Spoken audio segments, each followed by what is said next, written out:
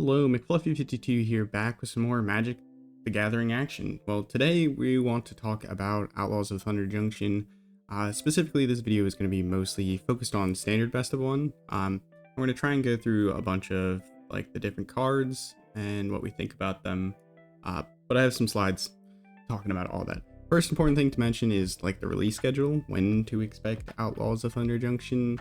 Pre-release events start April 12th, so if you're planning to do something in person, probably want to sign up now if you can. And then also it goes to Arena April 16th. Usually I think it's like middle of the day or something. I forget how the patches go.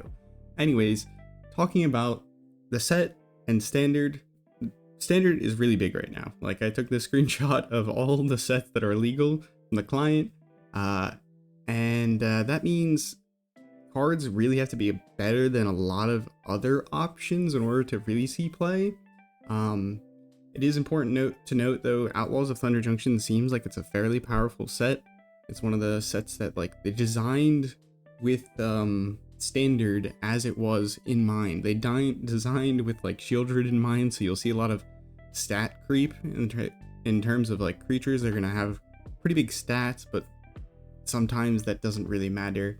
So it's really hard to tell the exact outcome of what cards will be playable, what cards will see play, but at least we can have some like fun thoughts about what might be useful. And talking about the cards, we have actually like technically two sets in one. We have Outlaws of Thunder Junction and we have Big. So we're going to talk about 72 cards out of those 306 cards total. The Mythic slot, there's a lot of Mythics because of all of Big, which is the Big Score set, which is was supposed to be like an Aftermath, Martial Machines Aftermath style set, along with the set, but it's getting stuck into this set as like an additional slot in packs. So you'll receive like one of them, I think, sort of in every single pack. I think it also has a chance to be swapped out with a special guest, but yeah. So there's a lot of Mythics. We're going to be talking about 27 out of the 50 Mythics, 34 out of the 60 Rares, 9 out of the 100 Commons, and 2 out of the 96 Commons. So trying to like not miss anything too important, but also I don't really want to like talk about cards that are like designed kind of seemingly with Commander or other formats in mind. And we will also, I'm going to try and go over some existing cards in Standard that are like good at committing crimes, because that is one of the set mechanics, which leads us on to the next topic, set mechanics. What are the mechanics for the set? Because that's important for understanding what's on the cards, because honestly, a lot of the cards in this set have the set mechanic keywords, but they don't have what like the definition of them. So for instance, Outlaws, you'll see Outlaws referred to in cards multiple times, and it's just a grouping of creature types: assassins, mercenaries, pirates, rogues, and warlocks.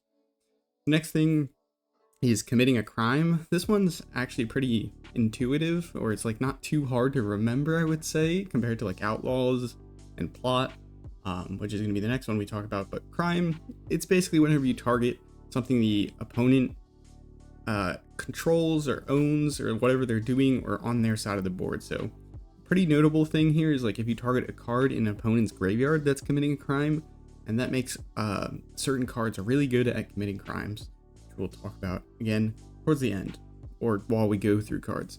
Spree, I was wrong. I said Plot was the next mechanic. Spree is the next one we're talking about. This is a modal type of card. They have this base cost in the upper right hand corner, and then they have these additional costs that you can add on. You have to choose at least one, and you have to pay like the base cost, and then you can pay each of those additional costs. But you can't choose one more than like the same mode more than once.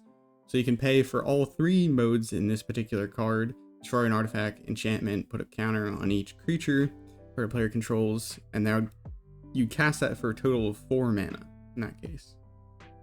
Alright, next up is Mounts and Saddle. Still not Plot. Mounts and Saddle is very similar to like vehicles. If you understand vehicles, it's very similar to that. Their creatures, mount is a creature type that can be crewed, and that keyword is saddle instead of crew. And you can only do it at sorcery speed is the important thing to remember. It is actually an important difference because like vehicles you could crew at instant speed, so if necessary you could do that in response to things. You have to saddle up before you go to combat is an important thing to remember. And then whenever you saddle something, you usually get some kind of benefit when you attack or when you saddle. Plot is the next one. This is a little bit confusing. It's a bit like foretell, but you basically pay the plot card or pay the plot cost up front, and then you can on a later turn you can cast a card for free at sorcery speed. You can only plot and cast the card or after it's plotted at sorcery speed. This is important because, well, you can't like plot a counter spell and then cast it for free on the opponent's turn or something like that. But yeah, next up I want to talk about real briefly is ratings. I'm going to try and give all these cards like a rating in the upper right hand corner about like what I think about the card, and this is kind of the guidelines I wanted to give in terms of what these ratings mean. This is really just my subjective opinion. I just kind of try and do this because I think it's kind of fun to look back on it and see like how cards actually perform compared to like your own intuition. So rating 5 is going to be, I think this card will see play. That's pretty like strong conclusion. Rating 4 is like it's pretty good and it's probably better than like 25% of the deck that you would play it in. Rating 3 is it's all right. It's probably better than maybe half the deck, but it's not really in the top 20% of cards that you want to see regularly. Rating 2 is you might be able to get away with playing with it. This is like it's playable, but like probably not nowhere close to optimal. And then 1 is just really not playable, like not designed for standard, draft chaff, whatever it is. So let's go ahead, hop into the Mythics. I believe, yes, here's the first one. So this is the first card. Gave it a 5 out of 5. This is going to be the only time I mention the ratings, but I think Pest Control is really strong. I don't know if I should go through and read through what all these cards do, but I think I'll probably try and do it. It might make the video a bit long, but we'll see. Pest Control, though, is really strong because it's a sorcery that destroys all non-land permanents with 1 mana value or less, and then you can cycle it for 2 mana. So you just discard it, draw a card, you can cycle at instant speed. This is really strong because one of the best decks in the format is Boros Convoke. They make a lot of tokens. Some of those tokens sometimes aren't actually creatures, and this will still hit them. So if you play like a Novice Inspector, you make a clue token. When you play Pest Control, it's still going to destroy that clues token. It's still going to destroy the Novice Inspector. It's just going to absolutely obliterate Boros Convoke. I think this card is really strong for that reason, and also is just good at removing like tokens in general. So having the backup that you can just cycle it for like 2 mana is really strong too. I think I gave this a 5 just because I really think it's going to play a crucial part in terms of like a sideboard against Boros Convoke or just like main decking in best of 1. All right, next card, Gitrog, the Ravenous Ride. This card is, I think it's really good in terms of it's got really big stats for the mana and it's got haste. The reason haste is so good is it's good into sweepers, so like the opponent removes your board. You can play this, immediately get in for damage, and sweepers you can only do at sorcery speed, at least for right now. And so the opponent really can't interact. They have to have instant speed removal, which if they just swept is going to be difficult. And it's really good into like planeswalkers for that same reason. Opponent plays down a planeswalker, they play down like Liliana. They take down Liliana, they make you sacrifice your 1 creature, you play a hasty creature, and you can immediately swing in on that planeswalker. So that's why I think Gitrog, a lot of potential. It's going into like a deck that already has a good shell for it. Now, it's important to note, Gitrog has trample, haste, and then has this massive ability that basically says whenever you saddle something, you're going to sacrifice it. Well, not when you saddle it, but when you deal combat damage to the player. You're going to sacrifice it, draw that many cards equal to the power, and then you can also put lands onto the battlefield up to that number. So also it works really well with Mosswood Dread Knight, that particular ability. So a lot of great potential for the Gitrog monster. Next one, Rakdos the Muscle. Now this card, the reason I'm a big fan of it is you can see the card that I put down below.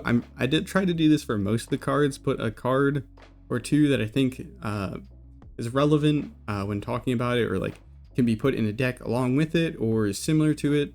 And in this case, I'm putting a pretty old card here, Immerstorm, well not pretty old, but somewhat old, Immerstorm Predator. It was a flying dragon, it was a flying creature basically, and you could sacrifice a creature to give it indestructible. And this card actually saw a fair amount of play, if I recall correctly, and Rakdos can do something similar. It's a massive 5 mana 6/5 flying trample creature, and the last ability says sacrifice another creature, it gains indestructible to end of turn, and tap it. You can only activate it once a turn, so if the opponent has multiple removal spells, I guess they can fire them off in response and actually remove it. And then it has a kind of card advantage thing built into it, is whenever you sacrifice another creature, exile cards equal to its mana value from the top of target player's library. So you can actually target your opponent here if you think your opponent is probably gonna have better cards, or if you just want to try and mill them out. And it is important to note though, it says until next end step. So if you like steal a counterspell, it's not going to be very useful because, well, you kind of need it. Like if you do it on your turn in response to like removal as you go to combat, it might not be as helpful. You don't keep the cards from turn to turn is what I'm trying to say in a very long way. But I think it has potential just because it's big flyer, it can protect itself, and it gives you card advantage. Kind of similar to the Predator. Next up is Gisa. I think this card is very strong because it has protection for itself with Ward. It's got an Anthem for particular creature types, and then it has a crime payoff. So whenever you're countering a spell, removing a creature, exiling something from the opponent's graveyard, you're going to get 2/2 or 2/2 tapped black zombie rogue creature tokens. It's important to note the creature type rogue, that is an outlaw type, so, and warlock, which Gisa is also another outlaw type. So you can see kind of the flavor of the set working in here, but I think it's important because this card, like, you could just be playing a very controlling Dimir list, and then this turns to be like your finisher, like your opponent tries to kill it, you just counterspell, you get 2/2 zombies, and then like on their turn you remove something that they choose to play, and then you get more like zombies, and then next turn you just swing in for a boatload of damage. I think this has a lot of potential as kind of like an army in a can here. Final Showdown. This is a spree card. There's a lot of things I can do, but it's most importantly, it's an instant. It's an instant speed sweeper. It can deal with indestructible creatures because it can remove all creatures' abilities, and it also can protect a creature because you can pay the second ability on it is creature you control gains indestructible until end of turn. It's important to note, like, it can deal with indestructible creatures, but it also can deal with creatures with like death triggers. So an important one to note is like Aclazotz.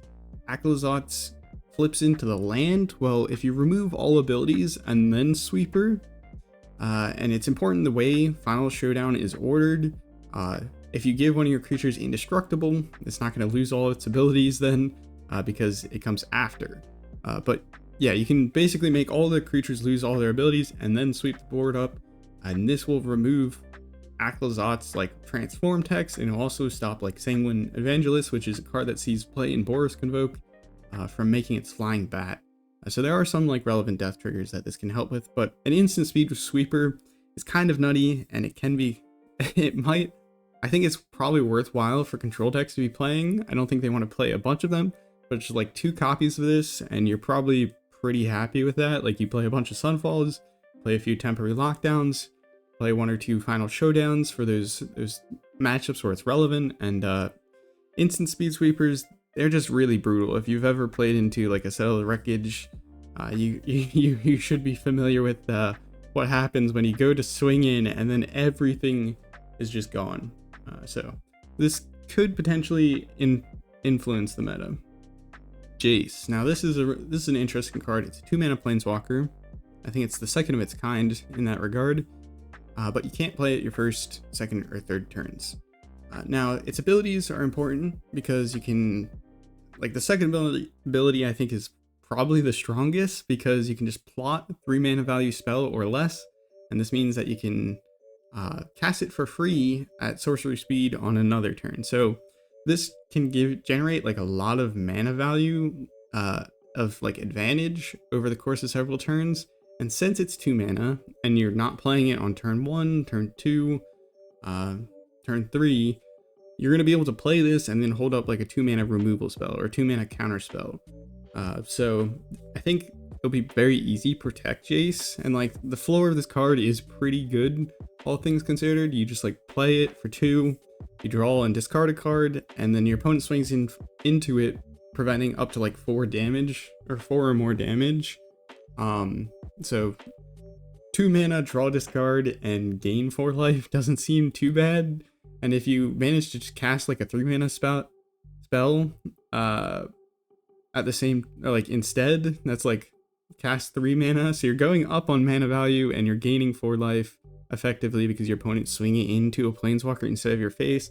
I think sometimes people forget how powerful that is, having your opponent have to target down a planeswalker instead of your face. But I think this card has potential. The real like problem I see with it is just I don't know what exact home it wants to be in, because you're going to be plotting spells that you have to cast at sorcery speed. So you can't plot counter spells and then play this like in control, but you could plot like all your card draw spells instead. And in that case, I think it can be very strong. So that's why I think it's good. I'm just not entirely convinced exactly where it wants to be, or like where you put it. The card might be broken for all I know though. Next card, this one I think is just good. It's an angel, and then if you read its long text box, which you're gonna notice is a theme in these sets. It's pretty good at stopping like aggro, because the opponent has to pay for each creature that they choose to attack with. So in that regard, I think it might be good for angels in the Boros matchup. And yeah, that's pretty much it. Goldvein Hydra. Now this is probably like the best Hydra ever printed, but that doesn't necessarily mean it's good for standard. But the reason I say it's one of the best Hydras ever printed: Vigilance, Trample, Haste, and you only have to pay 1 green and X. So, and then lastly, when it dies, you create tap treasure tokens equal to its power. I think where this will like seem the strongest is in like +1 counters, because you can pump up its power even greater. So like you play this on, say you play this on turn 4, there's a lot of good 4 drops, and being a 3/3 with Vigilance, Trample, Haste is not that great. We have like 4 mana 4/4 with Trample and Haste in standard, and we have 4/4 4 mana 4/4 with Death Touch and like Ward, Collect Evidence, that I think might be better than this card in that particular situation. But if you're able to play it with like something like Ornery Tumblewag or Bristly Bill, I think it has a lot of potential. These are both new cards that we'll be talking about eventually, but I think it's really strong with Ornery Tumblewag because Ornery Tumblewag has the Luminarch Aspirant ability where at the beginning of your combat you put a +1 counter on target creature, and then Ornery Tumblewag has the attack effect when saddled. But if you saddle it, you get to double the number of +1 counters on target creature when you attack. So if you saddle this, like you play Bristly Bill, you play Ornery Tumblewag, and then you play Goldvein Hydra on turn 4, you saddle the Ornery Tumblewag with Bristly Bill, and then you put the counter from Tumblewag on the Goldvein Hydra, and then you attack in with both of them. Tumblewag can double up the counters in Goldvein Hydra, going from, it goes from 3, an additional 1 to 4, and then up to 8. So I think there's a lot of potential there. And then like when it dies, you get a bunch of treasure tokens. Like I think this card is good.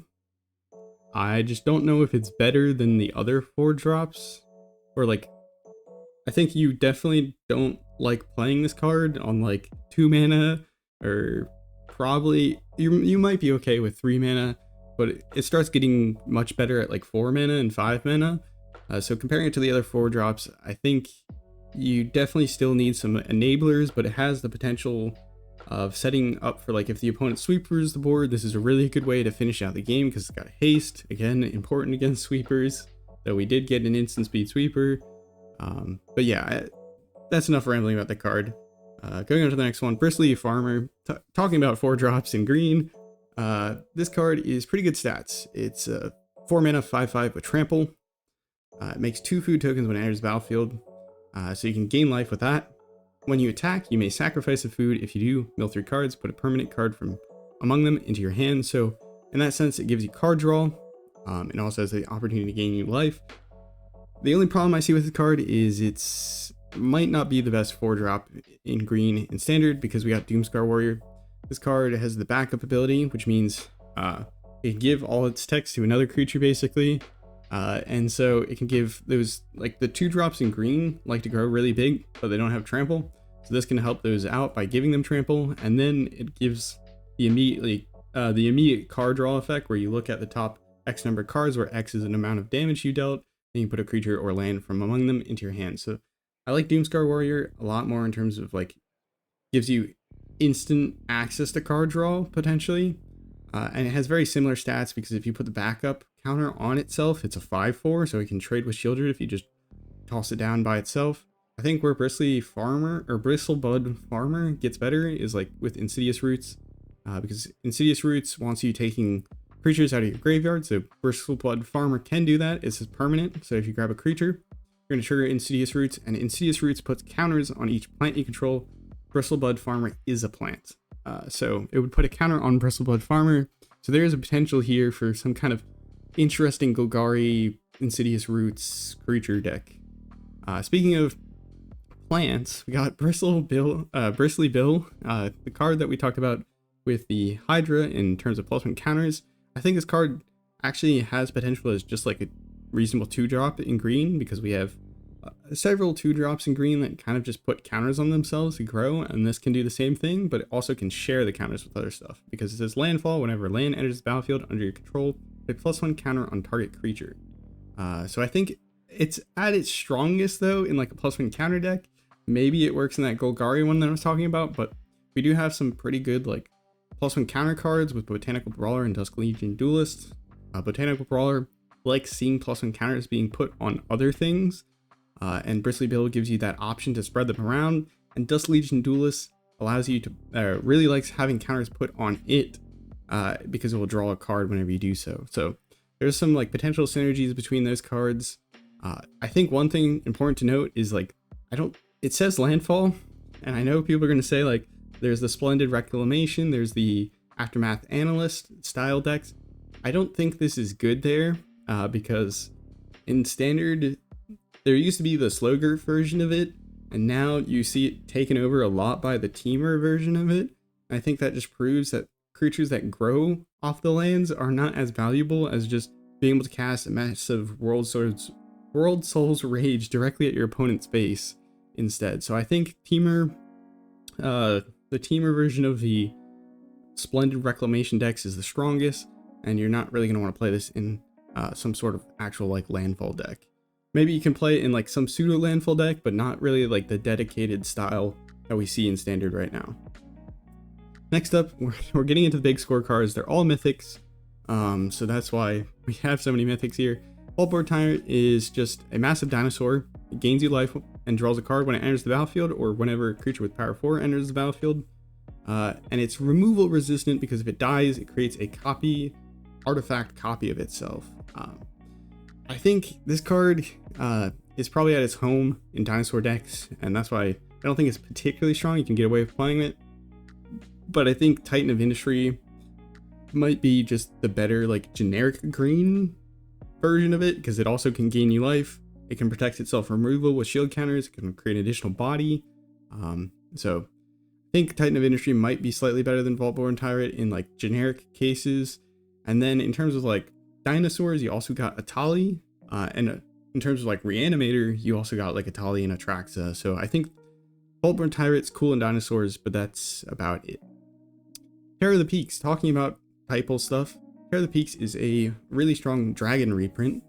The question is it good enough? That's always the question. It's got pseudo protection, for itself, because whenever opponent targets it with a spell, they have to cast or pay additional 3 life. So it does hurt a little, and does give it a little bit of protection, so that if the opponent just instantly removes it, like at least it did something. Important to note, the ability that it has that makes it so strong and like such a valuable reprint for like commander and stuff like that is whenever a creature enters the battlefield, it deals damage equal to that creature's power to any target. So damage equals equal to the power of creatures on ETB. We have a lot of dragon support cards. We made a Grixis dragon deck that's on the channel. That was pretty cool, and it was actually quite strong, I feel like. The question is, like, is this the best 5-mana dragon? Do you want to be playing it? I think it has some potential, just because, like, play this with Roaming Throne. You're going to be throwing lethal amounts of damage really quickly, and I think if you cast Roaming Throne, it chooses this creature type as it enters the battlefield.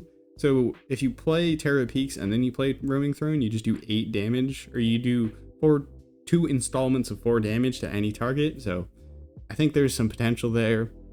But yeah, Sarkhan, Rivaz, Roaming Throne, Bonehorde Dracusaur is its kind of competition in the 5-mana like dragon slot, because Bonehorde Dracusaur's got an amazing body of like 5/5 first strike, and then also gives you that card advantage on the beginning return. Can make you treasures, can make you 3/1 dinosaurs. But yeah, that's enough yammering about dragons. I think Terror of Peaks is pretty cool. It might be good enough to make it in dragons, but I think the card advantage of Bonehorde Dracusaur might be more like generically useful. So you might have a lower like win percent with Terror of the Peaks. It's hard to tell. Next up, Generous Plunderer. There's another big score card. 2/2 for 2 menace. At the beginning of upkeep, create a treasure token. When you do, target opponent creates a tapped treasure token.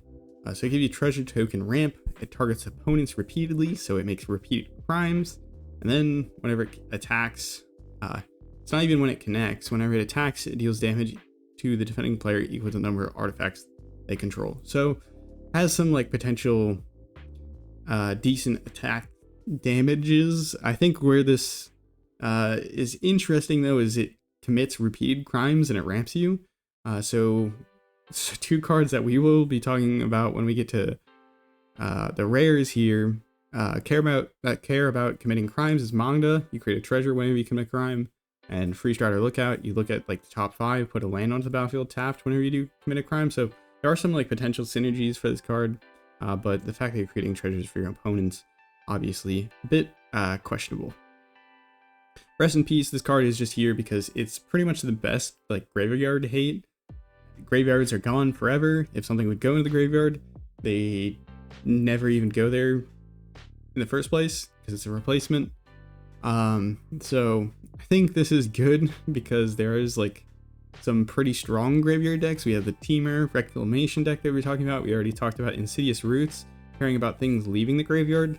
In this case, Rest in Peace like exiles them before they even make it to the graveyard. So when you cast this, it might trigger Insidious Roots because it exiles the graveyard, but whenever their creatures die, they never go to the graveyard, so it would stop Insidious Roots from being able to do its thing. And then you also have like other Reanimator style strategies with like Dimir Reenact the Crime.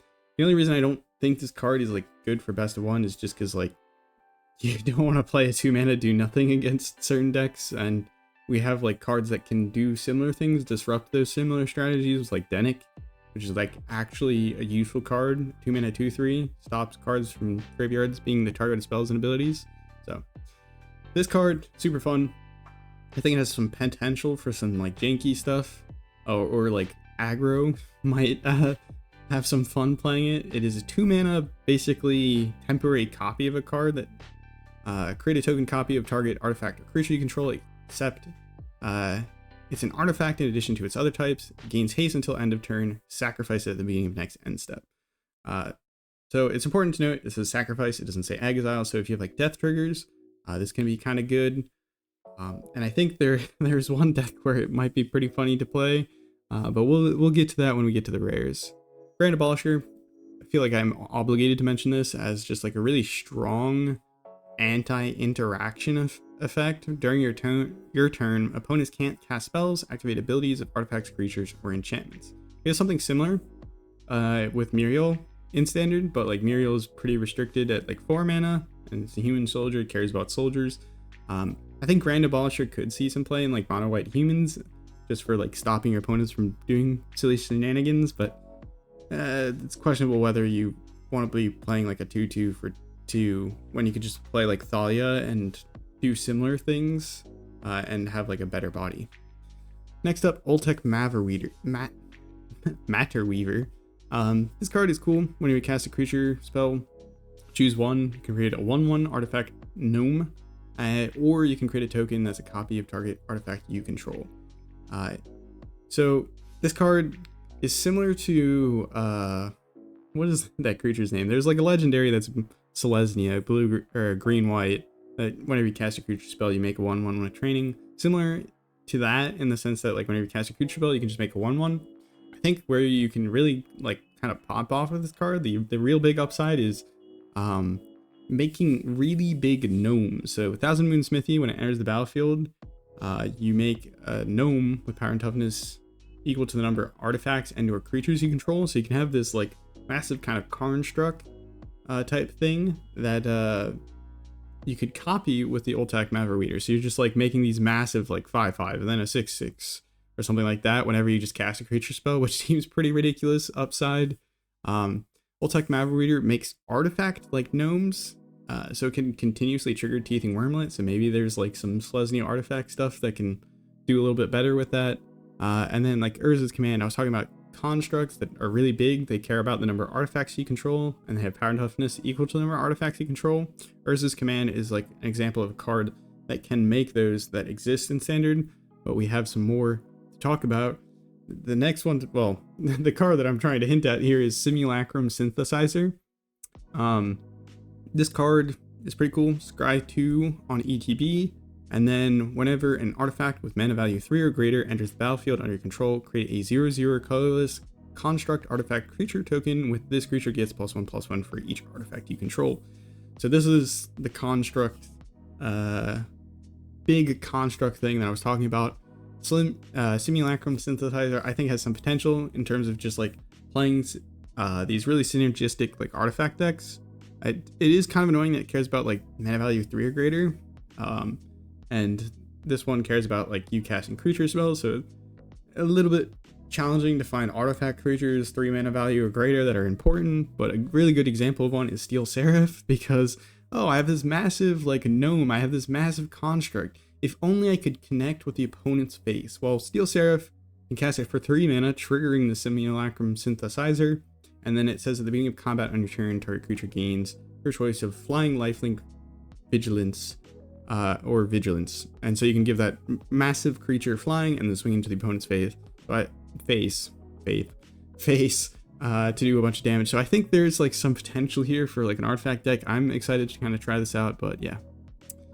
Speaking of artifacts, you'll notice there was a theme in Big Score here. It was this massive like vault thing, and the loot is like treasures and artifacts, kind of.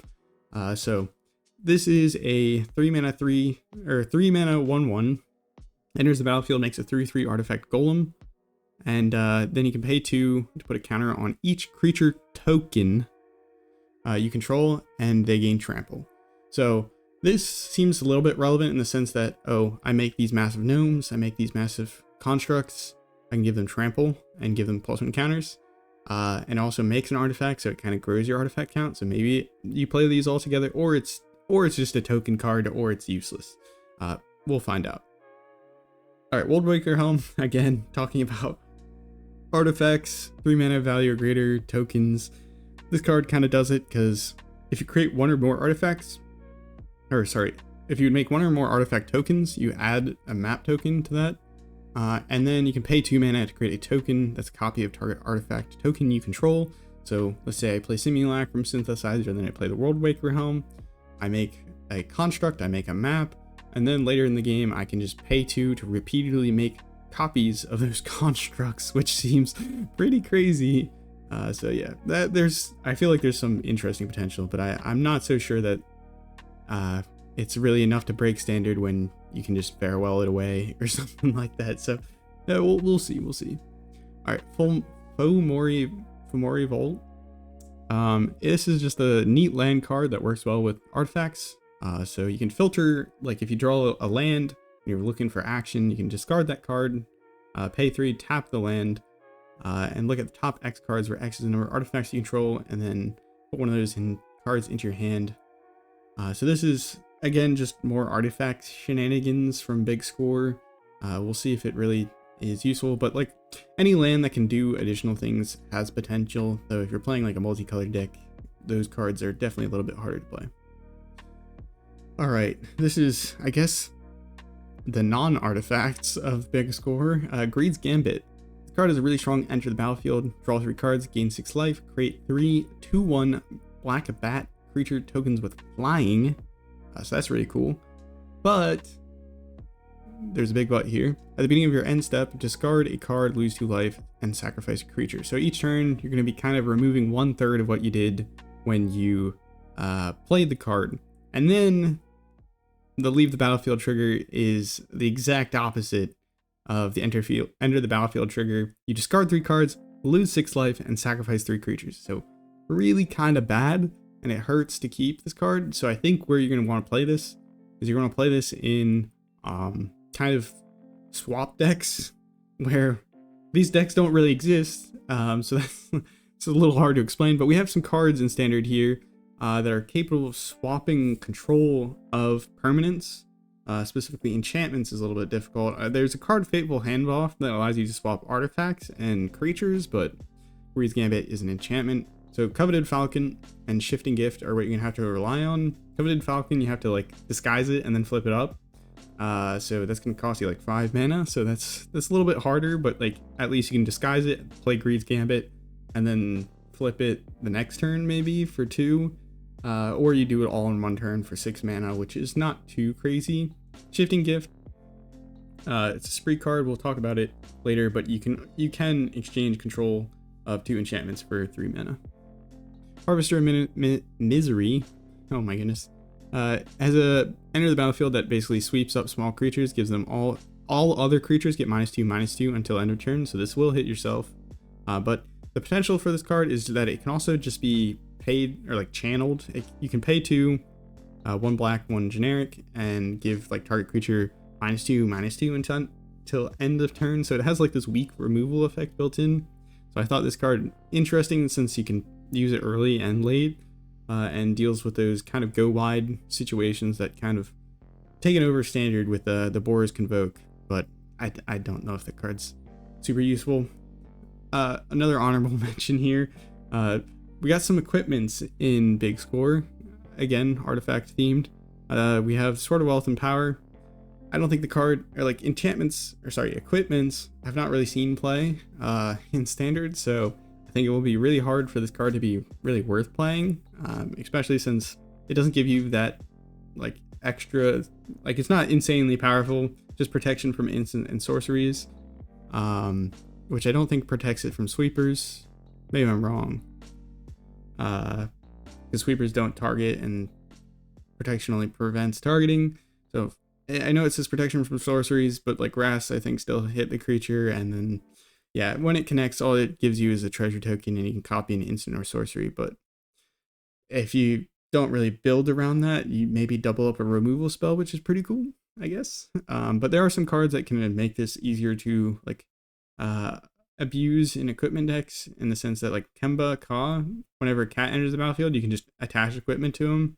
And Danitha, when it enters the battlefield, you can put like an equipment from your hand attached to Danitha, or from your graveyard attached to Danitha. So speaking of equipments, Lost Jite, 1 mana to play, 1 mana to equip, and then doesn't really do anything until you connect with the opponent, and then you get these charge counters that you can then use to go ahead and like untap a land in this case, give target creature can't block this turn, or put a +1 counter.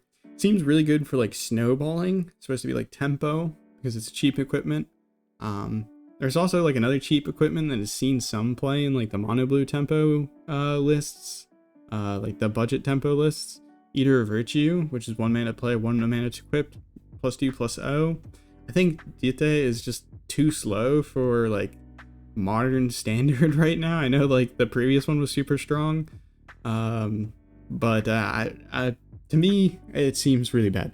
But I figured I would bring it up, and also it gets swept up in pest control. So even if they're not playing designed to protect, stop the Jite, they're trying to stop Boris Convoke, you're still going to get sniped by the pest control. So I'm not so sure about it.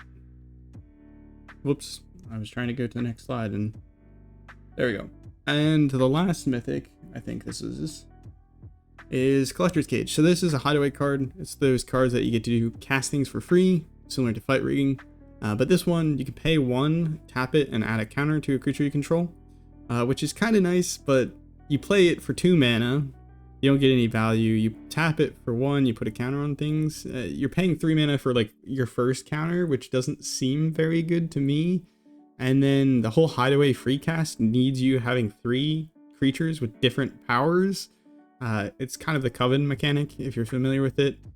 But since it requires 3 creatures, it seems even worse than like fight rigging, which already has like the problems of, oh, I need like 1 big creature. It just seems worse because you need 3 creatures. I just think this card, I mention it because you can do like some really explosive things. Like turn 4, you could cast like a massive Portal to Phyrexia with the hideaway cost if you get like a Teething Wormlet, play the Collector's Cage, and then play a Teething Wormlet, and then like a Ginger Brute, and then the following turn you could activate it. Or no, that same turn you could activate it. So maybe turn 3 you can play like a Portal to Phyrexia or something, but that's like a very ideal scenario, and it requires 3 creatures. So if your opponent is packing any sort of removal, this might just be horrendous. So yeah. Rares. First thing I want to mention, lands. Lands are just always going to be good, so they get an instant 5 out of 5. Talking about what they could impact, you see the white and red land, I think is going to make Boris Convoke even better, though I think Boris Convoke might get actually like kind of hammered by pest control, and that might be the saving grace of standard.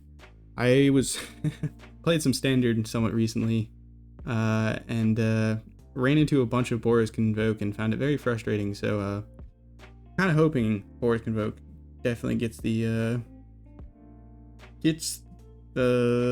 short end of the stick from pest control. Anyways, Is It Pirates could play the Spire Bluff Canal. That card is also very expensive, I think, in paper right now, so it's a very like good reprint in that regard.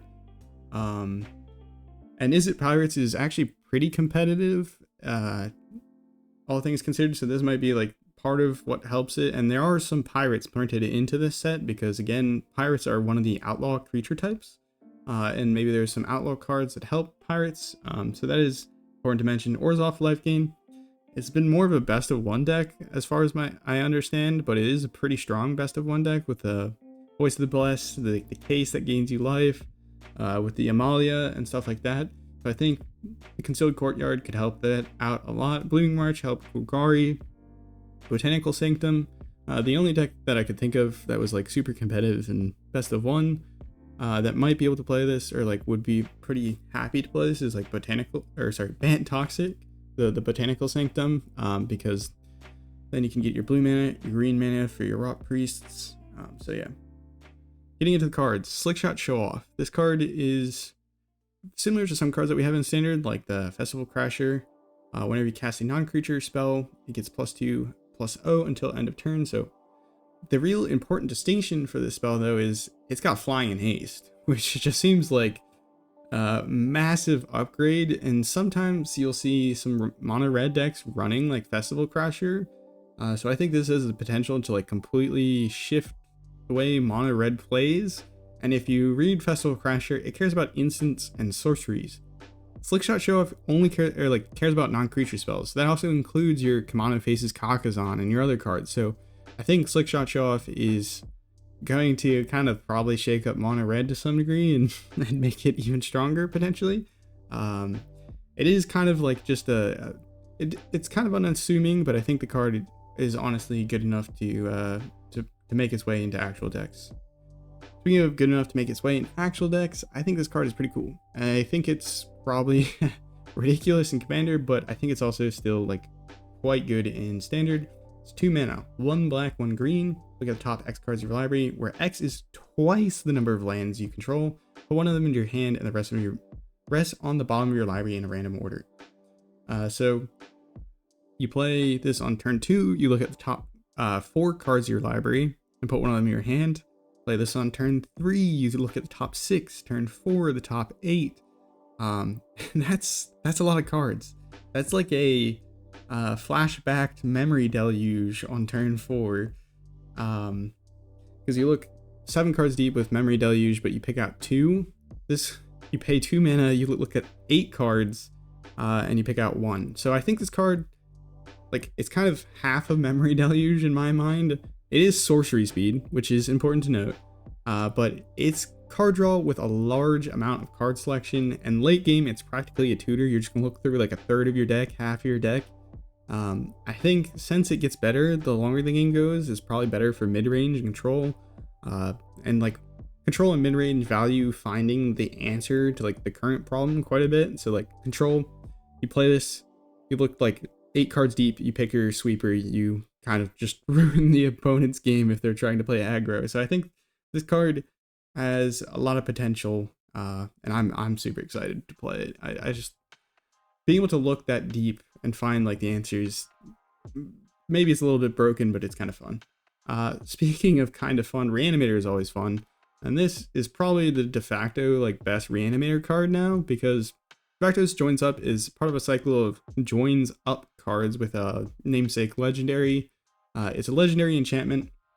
All of them are. It has an ETB, and then it has like some kind of benefit for legendary creatures as the kind of trend with the joins up cards. In case of Rakdos, when it enters the battlefield, return target creature card from your graveyard to the battlefield with 2 additional +1 counters on it. And then whenever like legendary creature dies, you deal damage equal to that creature's power to target opponent. So this is pretty fun to reanimate like your Atraxa and Atali, because you play it, you reanimate it, your Atraxa or your Atali is now 9 power, and if your opponent ever removes it with like a destroy effect and put it into your graveyard, you're taking 9 damage to the face. So I think that just makes it better than Cruelty of Gix. Sure, Cruelty of Gix got, which is like, Cruelty of Gix is the enchantment that's kind of played in Rakdos Reanimator style decks. I think right now, sure, like Cruelty of Gix gets you those other abilities where you can kind of thought seize your opponent's hand and then search your library and stuff. But most of the time you're just playing it to get that instant Reanimator, because, well, if you're playing Reanimator, you're kind of forfeiting some of your early turns to set up. So getting that creature on the board is the big thing that you always want. And I think Rakdos Joins Up does that in the most flashy fashion possible. And when I was talking about clone cards, that seemed pretty good. Or like the 2 mana like clone a card and sacrifice. I think it might actually be kind of funny to play in these kind of this Rakdos Joins Up kind of Reanimator style deck, because think about it this way: you reanimate Atraxa, you find your like 2 mana like make a copy until end of turn. What is it? The Molten... Hold on, I'm going to go back to the... Molten Duplication. So you play this card with it. You get a copy of it until end of turn. When you legend rule your legendary, you're going to go ahead and sacrifice like the one without haste. And that's going to do 9 damage to the opponent's face with Rakdos Joins Up. You're going to swing in with your Atali or Atraxa, do 7 damage to their face, and then that card sacrifices itself at end of turn. Remember, it's not exile, it's sacrifice. That means it also triggers Rakdos Joins Up and do another 7 damage to their face. So you got 14 plus 9, you got 23 damage there if you're able to kind of mash all the cards together. So I think there's some funny potential there, and I thought I would mention that. Next card, Insatiable Avarice. So this is a pretty cool spree card, because, well, it combines a tutor and a card draw spell in one, which seems a little broken in Commander, but ignoring that, you can pay like 1 black, 2 generic to search a card and put it on top of your library, and then you can also just play triple black to draw 3 cards and lose 3 life. drawing 3 cards and losing 3 life for 3 mana is pretty much the best rate you're going to get for that effect. It is triple black, so you're not going to be necessarily like inclined to play this a ton in multicolored decks, but it's not something that you can't do in standard. We have like some of the best lands in standard that you've ever seen. We had Invoke Despair, which was quadruple black, being spammed in like half of decks. So I think it's very possible to play like Insatiable Avarice in any color deck. Not that you should. I think it's really best in mono black. You just play the triple black, draw 3 cards. If Shield is on the battlefield, you gain a bunch of life. And in a pinch, it says target player draws 3 cards and loses 3 life. So you can just jam it at your opponent. Hey, opponent, draw 3 cards and lose 3 life. I'm doing you a favor. Nope, Shieldred says take 9 damage. Because draw 3 cards, 2 damage each. That's 6 damage plus the 3 from the card itself, or Insatiable Average itself. That's 9 damage. So that's pretty funny. Yeah, talking about funny, there's just something funny you can do with this card, but I think this card is a very good payoff for, instead of like Reanimator decks for trying to play big creatures, Smuggler Surprise. It is another spree card. I love the art in this one, but 1 mana for 3 mana total. You can get like card advantage, mill 4 cards, put 2 creature and or land cards from among them into your hand, and then for 6 mana total, if you just pick just the middle option, you get to put 2 creature cards from your hand onto the battlefield. This is at instant speed. And then the last ability is creatures you control with power 4 or greater gain hexproof and indestructible until end of turn. That's 2 mana, so it's heroic intervention for creatures. Heroic intervention worked for all permanents, but this is only for creatures power 4 or greater. Pretty good. Like, pretty good. I think this is nicer than Reanimator decks because Graveyard has a lot of hate, or like there's a lot of ways to hate on Graveyard, especially if you're not like discarding the card and reanimating it in the same turn or at like the same time pretty much. So I think Smuggler Surprise is like, okay, I'm planning to ramp anyways to get to 6 mana to flash in 2 massive creatures. Like, let me go ramp to 6 mana so I can flash in Atali and Atraxa on the opponent's end step, or like in response to them attacking.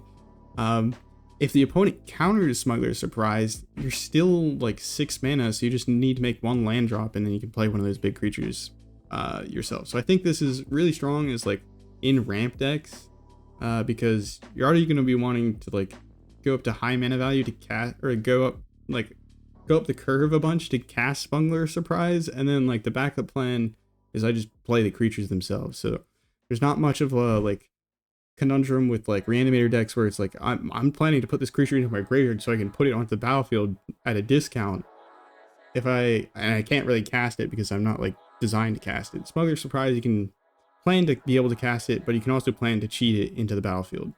So I think that makes it really strong. And the funny thing you can do with it is you can just like flash in Phyrexian Obliterator in response to the opponent's attacks. So I think this is pretty funny with that, because then, well, obviously, the opponent needs a removal spell, otherwise they're going to be doing damage to Phyrexian Obliterator and sacrificing their permanents. Cards that are fun. Vraska joins up. 2 mana, 1 black, 1 green. Enters the battlefield, it gives death touch counters to each creature you control. It's important to note, death touch is like pretty strong keyword. All things considered, it like turns your small creatures into like removal spells. And it also works really well with Trample and First Strike. Trample, because like every creature it only has to do 1 damage to, so it can trample over a lot of things. And it works really well with First Strike, because, well, it can just kill the creature before it is able to do damage to it in response if it doesn't have First Strike or Double Strike. And then this card also has the really strong effect of legendary cards, or creatures rather. When they deal damage to the enemy player, you draw a card. So it's kind of like that Gix Yawgmoth Praetor effect, except for it cares about legendary creatures and you don't lose a life when you draw a card. I think this card would be really funny to play with Kodama of the West Tree, because Death Touch counters modify the creatures you control, because modified includes counters on creatures, and then Kodama gives creatures you control that have modified trample. So you instantly get like death touch and trample with Kodama and Vraska. And then Kodama says whenever like a modified creature you control connects, you get to look at or search your library to put a basic land onto the battlefield. So I think that's pretty funny to do with Vraska. I don't know if that's really the best thing to do. I think a card that's a bit more of a serious answer to like what to play with Vraska is Lord Skitter. Because Lord Skitter generically going to be probably a very good card with some of the cards in this set, because it makes a bunch of 1/1s, and then whenever you 1/1 rats, and those rats are going to fulfill that whole like small creatures with death touch, kind of annoying. And then also Lord Skitter targets the opponent's graveyards, so it's repeatedly criming, but we'll get to that more later. Rares. Aven Interrupter. This card, if it's playable, it'll probably scar me a little bit, but this card is pretty good because it's a 3-mana 2/2 with flash flying. So it's a 2/2 flyer with flash. And when it enters the battlefield, it exiles target spell and it becomes plotted. Now, if the opponent plays like a counterspell and you flash an Aven Interrupter in response to that counterspell, and you exile their counterspell, counterspells need to be played at instant speed. Plotted spells can only be played at sorcery speed, so you kind of just remove their counterspell. If you exile something like a sweeper, you kind of stop it for a turn, because then they can play it at a later turn for free. That's how plotted works. But Aven Interrupter also helps out a little bit with that, because spells your opponents cast from graveyards as well as exile cost 2 more to cast. So it kind of generically hates on those things, but also kind of hates on those for the sake of the fact you're plotting the spell that you exile. I think this is pretty good because if you're like playing mono white and you just want to finish off your opponent, being able to stop a sweeper for a turn is really strong. And it also seems really strong with like tempo decks where like, oh, I don't really cast my counterspell this turn, I can just Aven Interrupter, and then they're gonna have to play the plotted spell their next turn, and they're gonna have to pay 2 to cast it. It's really gonna screw up the way they want to curve out and like kind of answer my board. And then also if I'm playing like tempo, I might have drawn it into like a counterspell, like an actual hard counterspell, to stop them from resolving their sweeper the next turn. Important to note, like in terms of like tempo decks, there is kind of one going around. It's like an Azorius tempo deck with some like the Tashana Tide binders and stuff.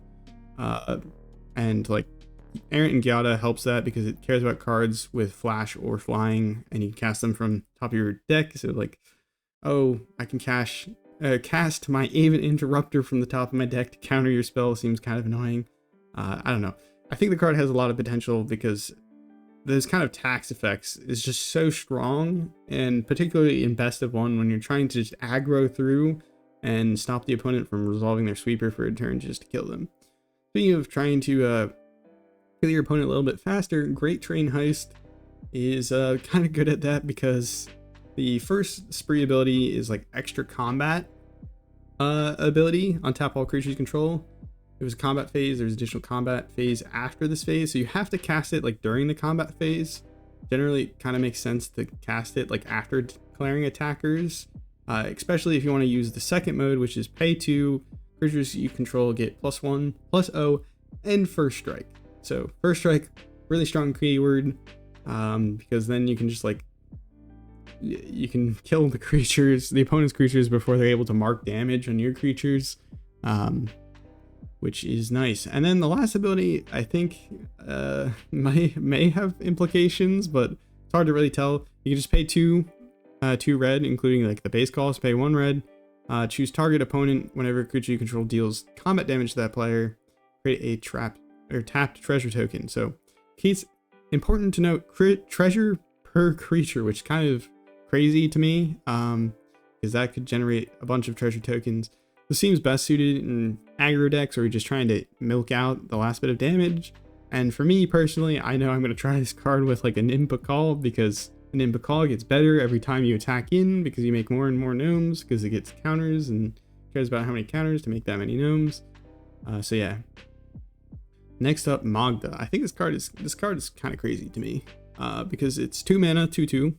Not horrible stats, and then whenever you commit a crime, so removing, countering spells, targeting your graveyard, you make a treasure. it triggers once each turn, so there is that kind of limitation, but then it also includes a payoff for treasures. You can sacrifice 3 treasures and create a 4/4 Scorpion Dragon creature token with flying and haste. You have to activate it at sorcery speed, but it's not limited to once per turn or anything crazy.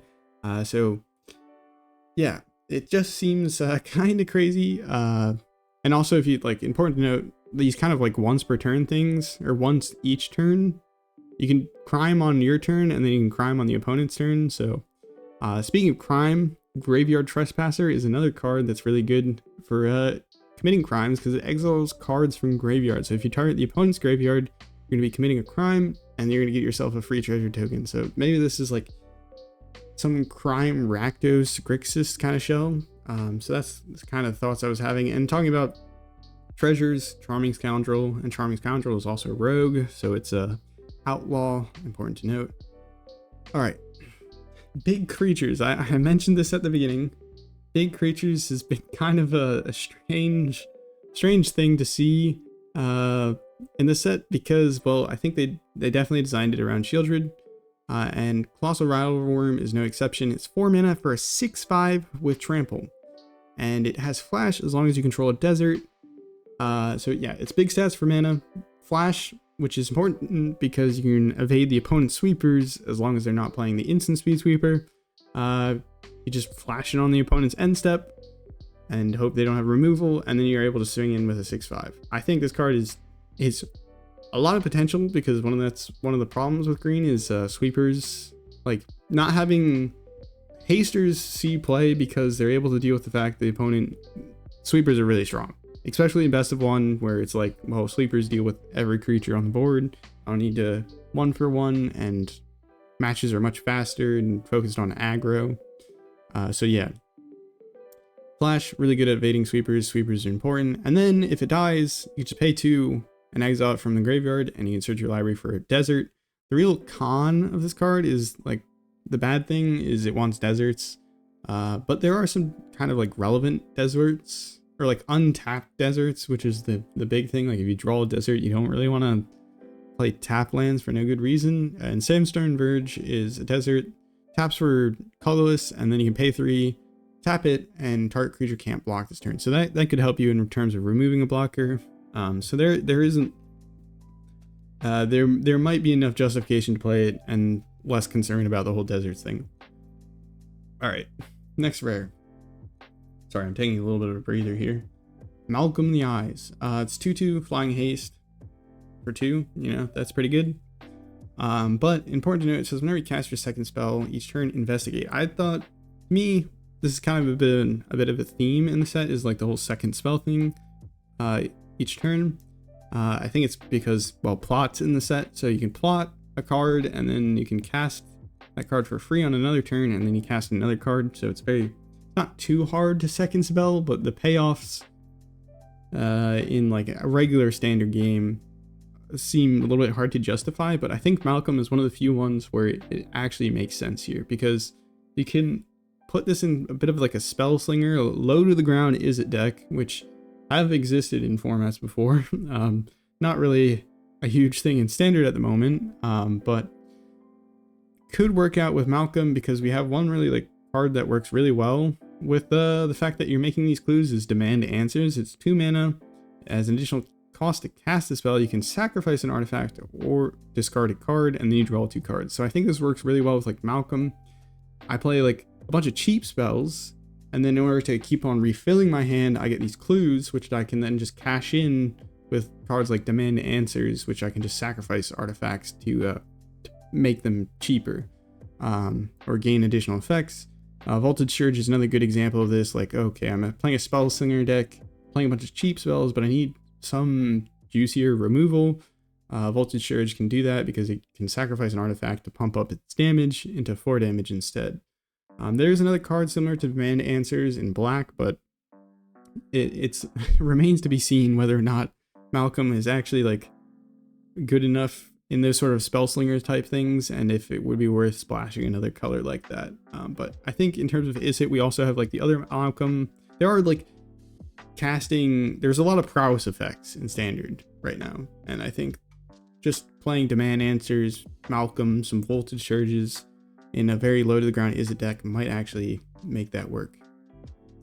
Speaking to low to the ground, Satoru the Infiltrator, 2 mana 2/3 Menace. That's some pretty good stats for mana, but the real spotlight of this card is how it draws cards. It works with a lot of different things. So I think it was designed to work with plot, but it also works with ninjutsu.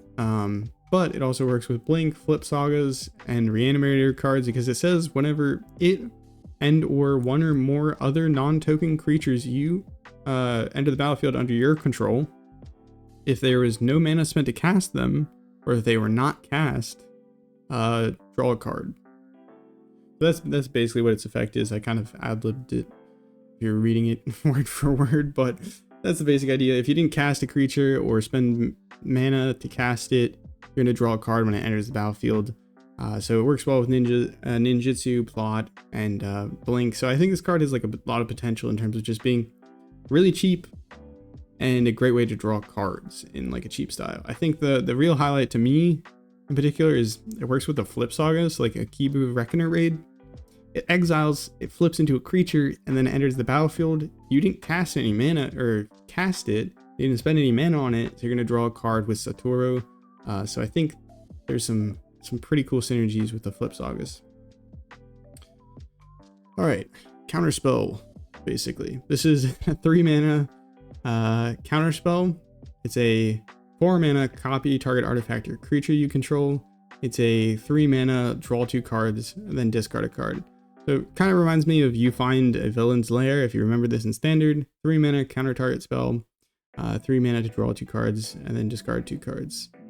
The real question is hard counterspells worth playing in Standard? I've seen some decks running Airtie Scorn, and I think this might just be objectively better Airtie Scorn because you can actually draw cards with it if in a pinch. Like, I have this counterspell, but my opponent has like 5 cards in their hand. You don't really care about countering one thing. You're trying to find like your silver bullet, and drawing cards might be more relevant. So I think 3 steps ahead.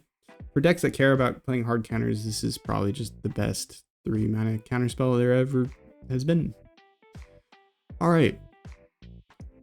Oh my goodness, there's so many rares and so many cards. Looking at my ratings though, I have to say, I think some of these I'm just randomly rated a little bit too high, but Cool is a pretty cool card because it's a 4 mana 5/5 flying trample. So like it's a flyer, it's got good stats for its mana, and the real like trick to it is like, I mean, it's just a 4 mana 5/5 flying trample is pretty good. Like you could play that and you could be happy with it, I think, in most circumstances. Sure, like Childred might be a little bit more effective. Like there's additional effects can be more effective, but if you don't activate this ability, which is sacrifice 3 other creatures and putting a creature from your hand onto the battlefield, I think you're probably still happy. But there's a lot of ways to enable a Cool in Rakdos, because you have like Greedy Freebooter, you play that on turn 1. You don't mind sacrificing it. Jadar, Gluklar, Nephalia makes a 2/2 Decayed Zombie each turn, so you can sacrifice this Decayed Zombies very easily. Then Urabrass Forge makes these Phyrexian Horde creature tokens that you can sacrifice very easily. So like play that 1, 2, 3, and then you play a Cool. You sacrifice the Freebooter, you sacrifice the Zombie, and you sacrifice the Forge token. You put Atraxa into play, and you're like, I still have Jadar, Urabrass, a Cool, and Atraxa. So the potential is like really there. And the nice thing is, if you use a Cool's ability, you kind of put 2 threats on the board at once. So like if the opponent removes one of them, you still have the other, so you're still really happy. So a lot of potential there. The question is like, do we have enough stuff, or like will you be reliably able to like pull it off? And is it kind of awkward playing Atraxas or Atalis in a deck in like the sacrifice mainly focused deck? That is a question that remains to be answered, but I think it's probably still good, because it's like, if you don't put Atali on the battlefield, you still got a 4 mana 5/5 flying trample. All right, Ornery Tumblewag. Talked about this card a while ago at this point, but it is +1/+1 counter card because you put a counter on a creature every single combat, or on your combat rather. So it's like Luminarch Aspirant, and then it can double up counters whenever it's saddled. It has saddle 2, but usually you'll have creatures that are 2 mana, or sorry, 2 power or greater most of the time. So I don't think it's that important.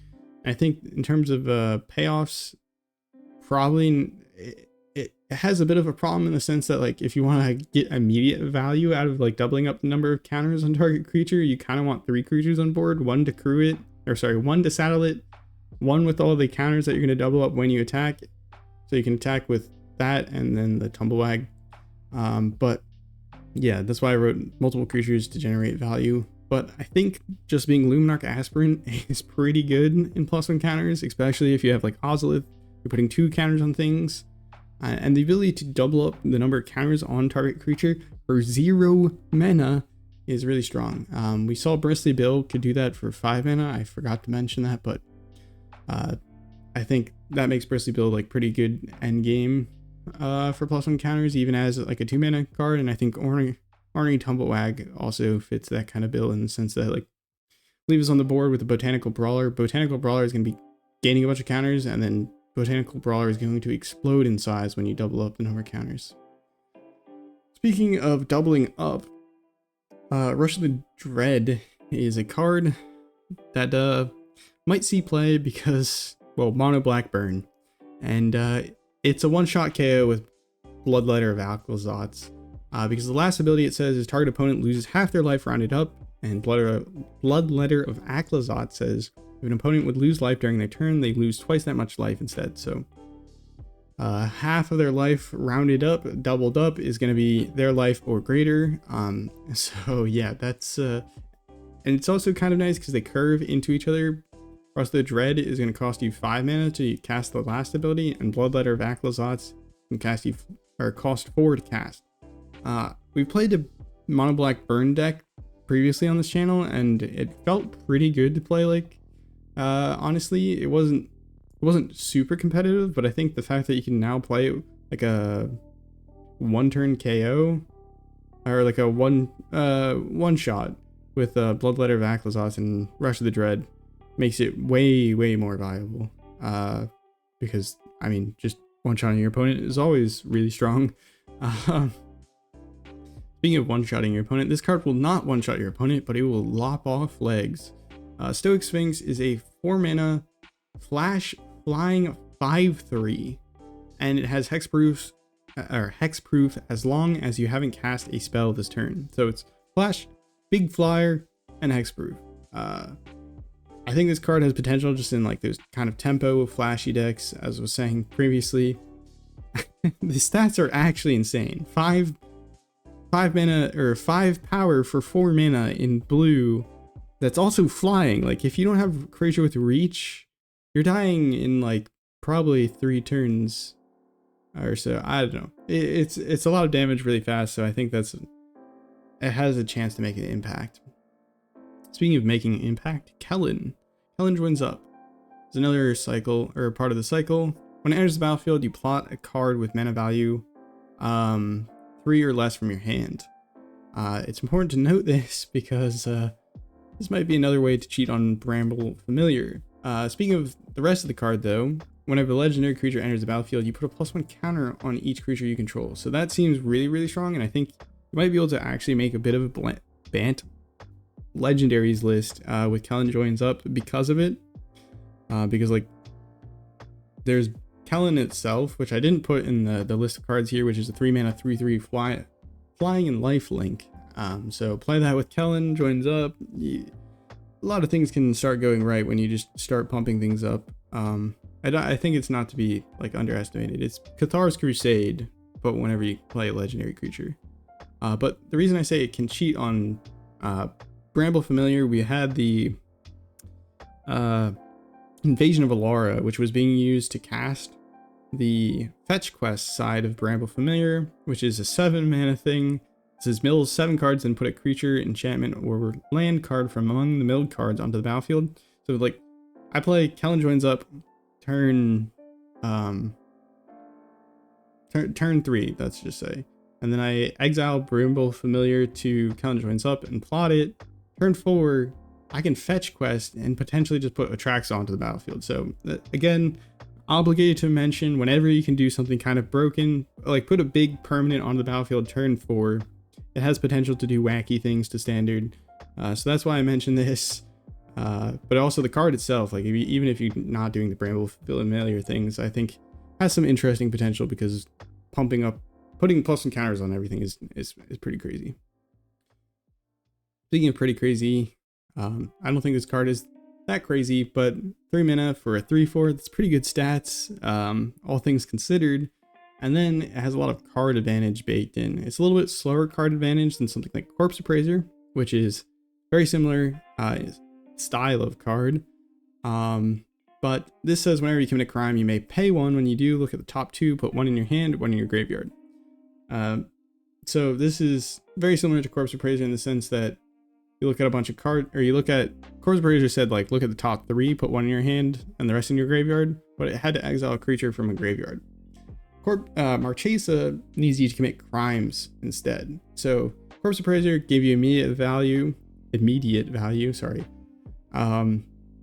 Marchesa gives you more value potentially, because you can draw more than 1 card and look a bunch of times, but you have to pay 1 and you have to be repeatedly committing crimes. So in that sense, like it's really good card advantage engine, but is it worth delaying that compared to something like Corpse Appraiser? But crimes aren't too hard to come by in black when you have cards like Graveyard Trespasser that can exile things from graveyards, blah blah blah blah. So yeah, Marchesa might see some play, maybe. Speaking of good stats and might see some play, Laughing Jasper Flint is an interesting card because it's a 3 mana 4/3. Again, pretty interesting stats. And then it also repeatedly commits crimes. Can't trust these lizards. These lizard people. But anyways, it says creatures you control but don't own are mercenaries in addition to their other types. This is important because the second ability is all about stealing cards from your opponent's library.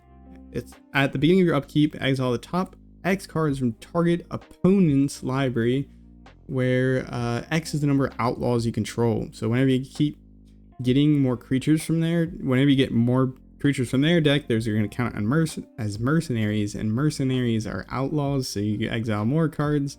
And if you play this with like some other outlaws from the set, or like Charming Scoundrel, which is rogue, which is an outlaw, which is fairly playable, I would say, as a 2-drop, you're going to be exiling even more cards, and then you can cast those cards that you exile from the opponent's library and spend mana as of any type to cast them. So this gives you some really like interesting repeated card advantage if unanswered, and it could potentially just like end up milling your opponent out in that regard, because, well, you're just exiling cards from the top of their library, and over the course of some turns that might be a bit of a problem for your opponent. But it's important to note that cards must be played on that turn. Like you can't exile a counterspell and then hold it up. So that makes it a little bit worse. But yeah, I think this card is like perfect fit for like mid-range. You play as like a 1/2 in mid-range because it's legendary, so you don't want to legend rule it. But you're happy if it enters the battlefield and sticks around, and it's a 4/3, so it just trades relatively well. It's not gonna nail a Shield Druid, but it can still like hit on a Preacher of the Schism, which is another big 3-drop in standard, but has 4 toughness. So Jasper trades with it, has the potential there. Interesting mid-range card. Mid-range though, is it legal in standard? Is it viable? Speaking of 2/4s, Campbell, Profiteering Mare, 3 mana, says all this text about like if your opponent makes a token, you create a copy of it. Triggers once a turn. More importantly, whenever 1 or more tokens enter the battlefield under your control, each opponent loses 1 life and gain 1 life. Each opponent loses 1 life and you gain 1 life. Sorry, trying to shorten things. Because I realize we're going a bit long. We're almost there. I think this card has potential in like token decks and life gain decks. I think it has a lot of potential in particular like Orzhov tokens, because we got like Skrelv's Hive, Lord Skitter makes tokens. These are really good like repeated token makers, which I think is what you want with Campbell, because it says whenever 1 or more tokens enter the battlefield. So like if you make 5 tokens, you're only going to drain one and gain one. So you want something that happens consistently each turn if you can get it. So Scrub's Hive, you're going to lose 1 life, create 1 might that can't block. Floor Skitter, you're going to make a 1/1, can't block, but you're going to give your opponent like Death of 1,000 Cuts, because you're going to have all these like tokens that you can swing in with, and every time those tokens enter 1 by 1, you're going to be draining your opponent 1 by 1. So I think it has potential there. 2/4 makes it like a really good blocker. But yeah. Speaking of kind of good blocker, 3 toughness with our Duelist of Mind. Star power though, interesting. It's got Flying Vigilance, and its power is equal to the number of cards you've drawn this turn. So on your opponent's turn, this might mean it's like 0 power, which is kind of lame. But on your turn, you're going to be drawing a card at the beginning of your turn, so it's a 1/3. But also, you're playing blue, and you can bounce things, you can counter things, and those count as crimes. And when you do crime, you just draw a card, you may draw a card, and if you do, discard a card. So I think this card has like a lot of potential in tempo decks in particular. I think it might work well with like cross Eidectic memory. I should have looked up how to pronounce that before I started. Anyways, the card basically says when you draw more than your initial card, you can put that many counters on target creature you control. So like if you're committing a bunch of crimes, you can put a bunch of counters on things. Or like if you're consistently committing a crime, you're gonna be able to put like a counter on things over the course of turns. There's other cards that work well with that, but generally as like a tempo card, being able to filter out for like whatever you think your opponent's gonna be doing next to find like an answer to it, like finding another bounce spell or finding another counter spell by drawing and discarding, seems really strong. We've seen how that can be helpful with like Raffine, filtering through cards just by doing things. Speaking of interesting or doing things, this thing does some interesting things. Pitiless Carnage, 4 mana, sacrifice any number of permanents you control and then draw that many cards. Also has, important to note, I think the plot in this one is particularly relevant. You can pay 1 and then 2 black, plot it, and then you can cast it for free at a later turn at sorcery speed. I think this card actually is always like the strangest cards that end up being strong.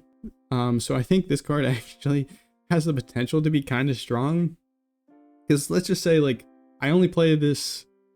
I don't play the whole Aftermath Analyst style thing, or I don't like fully commit to the Aftermath Analyst style thing, but I can still play like Aftermath Analyst on turn 2, plot it for 3. And then I can tap all my lands turn 4 to generate the mana, cast the Pitiless Carnage for free from my hand.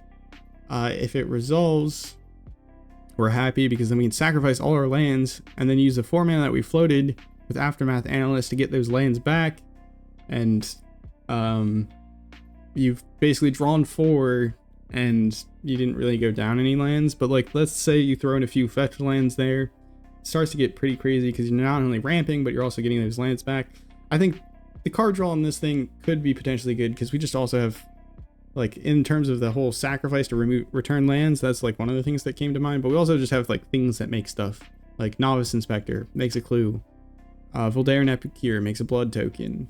So there's a lot of just little stuffs being made all the time. So Pitiless Carnage might actually be able to turn those stuffs into some pretty strong cards in your hand.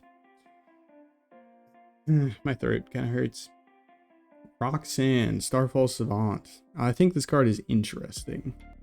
Alright, sorry, I went and took a drink of water. I think this card is interesting because it's kind of like Gruul. It's a good fit for like Gruul Ramp, which isn't really an archetype, but has the potential to become maybe more of an archetype with this. Because it's 5 mana, 4/3, its stats leave some things to be desired, but when it enters the battlefield or attacks, you create a tapped colorless artifact token named Meteorite. And when it enters the battlefield, it does 2 damage to any target and has tap, add 1 mana of any color. And then the last text of this thing seems pretty strong because it says whenever you tap an artifact token for mana, add 1 mana of any type that artifact token produced. So maybe you play this with all the Power Stone cards and you play like a Gruul artifact deck.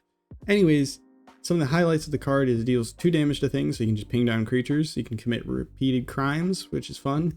It makes artifacts, so if you have like things that care about artifacts entering the battlefield, like Teething Wormlet, you work with that. Doubles artifact token mana, so it also works with treasures, if I'm understand it correctly. So you could play in like a Gruul treasure ramp deck, but it also seems interesting playing it with Power Stone tokens, and playing it with some of those construct cards that we were talking about previously. Maybe you play like a Teamer artifact shenanigan thing. So yeah. Sorry, next slide. There we go. And he joins up. This is another one of the join up cycles. On an ETB, it's 5 damage, kind of removal to creature or planeswalker. Doubles up legendary creature triggers. So this is interesting. I think it's definitely one of the more like commander kind of things. It is 3 colors, also makes it weaker, but I think there's some fun things you can do in particularly Naya. You have like an Imp Call, really likes when you double its triggers. Muriel actually gets pretty crazy when you double up its triggers because say you have like one other soldier with Muriel. The first trigger, it makes 2 soldiers, and then the next trigger, it makes 4 soldiers because it counts itself and the soldier tokens it makes. So it doubles up pretty quickly with Muriel. And then Halana Elena, another combat trigger, putting +1 counters on things, pumping things up. So I think the card has been some potential. Speaking of some potential, Dust Animus has got good stats for its mana value, being a 2 mana 2/3 flyer. It also has this kind of like interesting plot effect for the late game, I guess, or for turn 5, I guess. I don't know. But if you control 5 or more untapped lands, enters the battlefield with 2 +1 counters and a lifelink counter. So a 4/5 with lifelink, if you have 5 untapped lands, is a pretty insane late game payoff. And it's a spirit, which is notable because we actually have still some like spirit things from Innistrad, and we have some new, like maybe a few new spirit things. For instance, the Emergent Haunting. Beginning of end step, if you haven't cast a spell from your hand, it becomes a 3/3 spirit creature with flying in addition to its other types. So another like you play this, instead of casting the Dust Animus, you plot it, that becomes a 3/3, and then you play the Dust Animus, and you have a 2/3 with flying, or maybe even a 4/5 with flying. Pretty crazy. Counter spell that cares about spirits and enchantments. Spectral Adversary is just a good example of one of the strong spirits. This one can like phase out creatures, and that's a good way of protecting them. High Noon restricts spells to once per turn. Each player can only cast 1 spell per turn, and then like you can sacrifice it to remove something, or just burn your opponent for 5. It says any target. I think this card is best taken advantage of like if you're able to play at instant speed. So if you're playing like control or tempo decks, maybe the Seas play, but yeah. Speaking of maybe Seas play, this is an interesting dragon card. The real strength of this card is that it can be plotted on 3 mana. So this gives you like something to do in dragon decks on 3 mana, which is, dragons are expensive, so you're usually going to have higher up in the curve. The question is, Stingback Terror like a worthwhile card being played? The real drawback to it is you see the whole 4 mana 7/7 flying trample, but then it gets way worse because it gets -1/-1 for each card in your hand. So that I think is a little bit harder to understand exactly how well this card will play, but I think its real strength is that you can play it on, like you can do it on turn 3, which you're not going to get from like any other dragon. There's no other dragon that you can play on turn 3, which, I mean, plotting is not playing, but yeah. Restarted Lookout. This is one of the cards we brought up previously when we were talking about Generous Plunderer. It's just kind of the green crime payoff, I guess, in the set. I don't think there was any other one, so I wanted to talk about it. Important to note, it has reach, which is kind of relevant because we've talked about that big 5/3 flyer with flash in blue, which seems scary, especially because you can have hexproof. So reach, good for those flyers and those bats running around. But the payoff for this is whenever you commit a crime, look at the top 5 cards of your library, put a land from among them onto the battlefield tapped, and then put the rest on the bottom of your library. And we have ways to repeatedly crime with Lord Skitter, again, as well as like the Graveyard Trespasser, and Generous Plunderer makes a treasure for you and targets the opponent to make a treasure for them. So if you combine them with Generous Plunderer, like if you just leave these cards on the battlefield, I guess you'd be ramping a lot, which is interesting. But I think Generous Plunderer is probably better paired up with Magda, which actually has payoffs for treasures. And I think it's way too slow to look at like Free Strider Lookout and Generous Plunder as like, oh, they're gonna ramp me 2 every single turn, because it doesn't really get going until turn 4. Uncommons, Lively Dirge. So this card is this card seems kind of crazy to me, particularly for the second mode.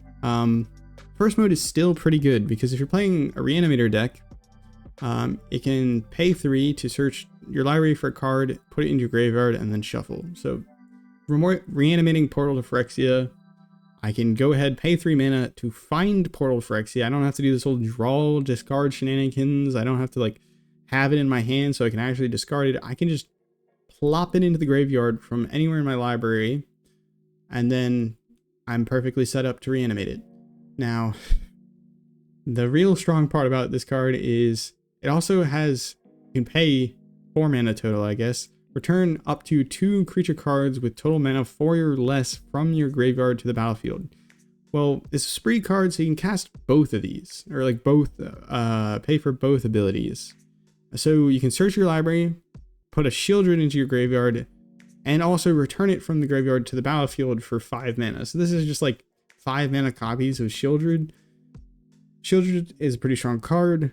The question is do you really want to be playing like 5 copies of Shieldred, or is Lively Dirge maybe good enough to see play, because you can just pay 4 mana, return your other creatures that have died, such as, what was that, 3 mana 2/4 Death Touch? I can't remember the names of cards, I'm blanking. Anyways, talking about other uncommons, Vial Smasher is an interesting one. 2 mana 3/2, so just kind of good stats in terms of like 2 drops, and then it has a nice outlaw payoff. Whenever you has an outlaw enter the battlefield, you're going to deal 1 damage to target opponent, which is actually a crime, so it also commits crimes. And it's also legendary, so it fits into the legendary like joins up payoff cards. So I think in terms of 2 mana, being a 3/2 is already like pretty good stats. Like that's pretty above the board, or like in line with all the other cards, the best cards in terms of stats. And then being able to just do direct damage to your opponent whenever you just plop out an outlaw, which is going to be your like rogues, warlocks, I guess assassins and mercenaries and pirates. But those are more like new set cards, but have like some rogues and warlocks in standard already. Talking about some cards in standard already, we have a combat trick that also does something similar to this one, but I think the fact that we have 2 of them might make for like a combat tricks deck. This card is interesting because it's 1 white, and then you can pay 1 additional to untap all creatures targeted players control. So like I untap and then I like surprise block you, or I can pay 1 and target creature gains double strike until end of turn. So giving double strike is really strong. Especially like think about that Slickshot Falcon that we were talking about. It's that flyer that gets pumped +2/+0 whenever we cast a spell. So I cast Rustler's Rampage to give it double strike. Well, it's gonna get +2/+0, and it's gonna have double strike, so it's gonna be able to do like 6 damage in the air. Throw in like, it doubles up the effectiveness of all your other pump spells. So like play that with Monstrous Rage. Suddenly your Monstrous Rage is dealing double damage as well. So I think throw in the fact that we have 2 spells that are able to give double strike. You can make these kind of combat trick centric decks a little bit more reliable and consistent, because you can count on having a way to give your creatures double strike. So maybe this is good for combat decks. That's why I brought it up. Speaking of combat, this card is interesting, particularly for Gruul aggro. Gruul aggro was like running around with Picnic Ruiner, which cares about creatures being power 4 or greater, and then it gains double strike at the beginning of combat. Aloe Alchemist seems like a really kind of nice plump pump spell because it's able to pump while it's plotted, and then you can cast it for free later. Because whenever it becomes plotted, target creature gets +3/+2 and gains trample until end of turn. So like, I play Picnic Ruiner. Next turn, I plot Aloe Alchemist, giving Picnic Ruiner +3/+2 and trample. So it's a double striking 5/4 with trample.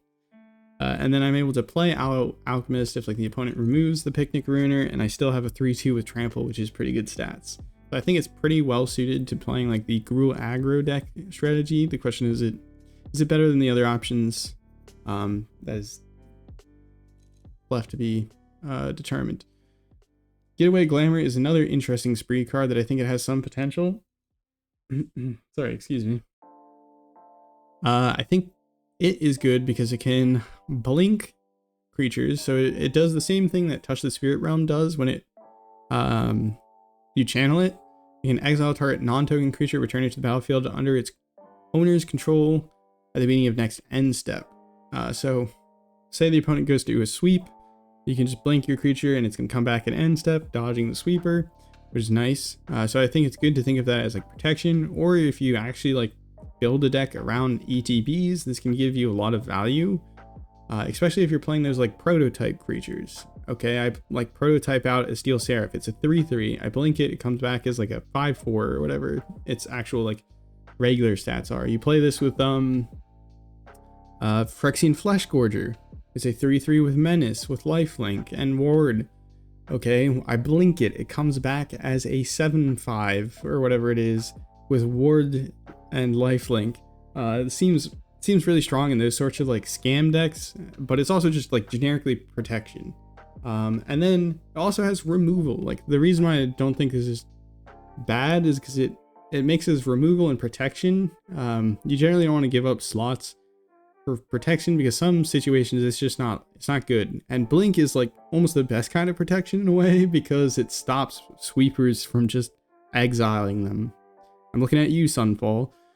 So Getaway Glamour has a lot of potential as like a protection spell in that regard. It is 2 mana to protect something, which is kind of bad, but the upside is it also is a removal spell because it says destroy creature if there's no creature that has greater power.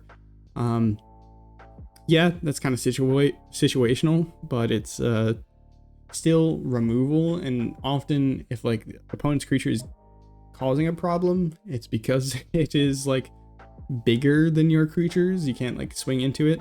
So I think Getaway Glamour has potential in that regard.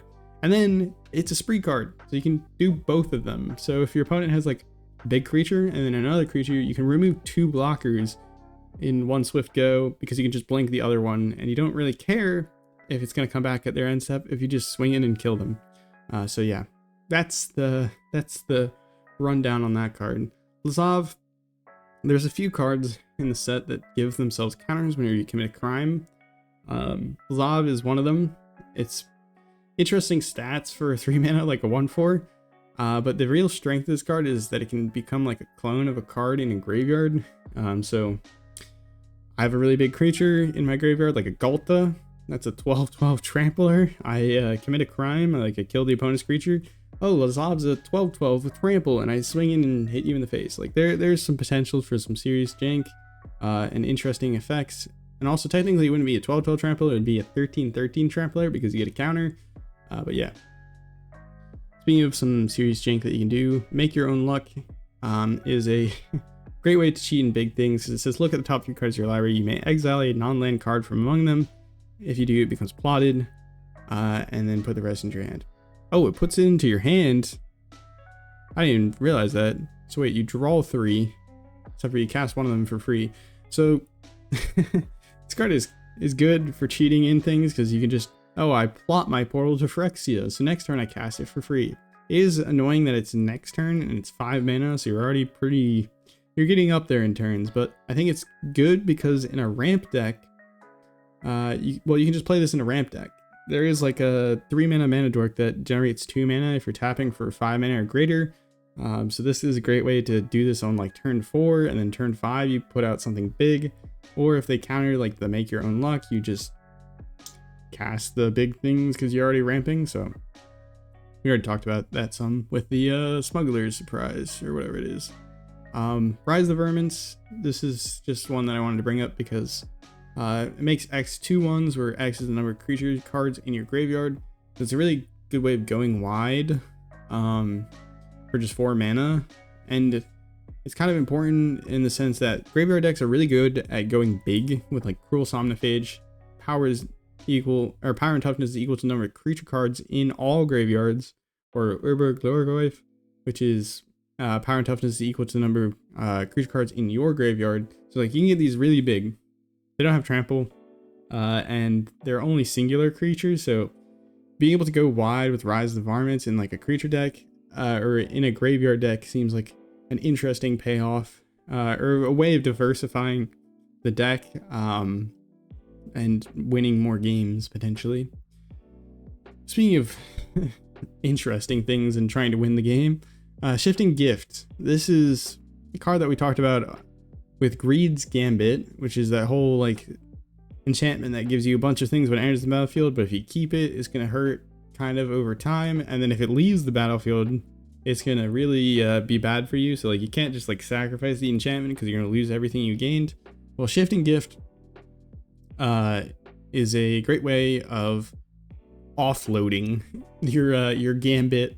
Or another important card is Archfiend of the Dross. This card has a "you lose the game" text on it, and so if you swap it with your opponent could end up just losing the game to it.